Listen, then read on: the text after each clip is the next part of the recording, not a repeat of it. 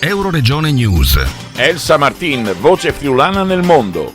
Il nuovo tour partirà proprio con un appuntamento nel Medio Friuli, sabato 18 febbraio nell'auditorium di Talmassons.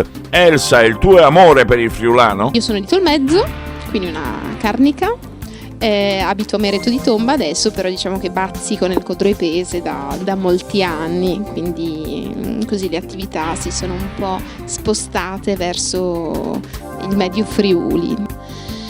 L'amore per la lingua friulana, pur io non parlando molto il friulano, in realtà è sempre stato legato al fatto che questa lingua ha un suono che io ritengo essere molto più vicino alla musica, proprio per un discorso di parole musicalmente belle che si prestano bene in ambito sia compositivo che proprio melodico in sé, no?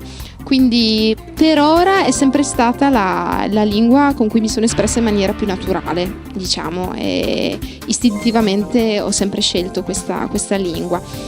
Canto anche in italiano, però è un canto diverso, cioè va meno nei luoghi arcaici antichi. Dal Medio Friuli per Euroregione News, Marco Mascioli. I nostri servizi sono disponibili su internet all'indirizzo www.euroregionenews.eu.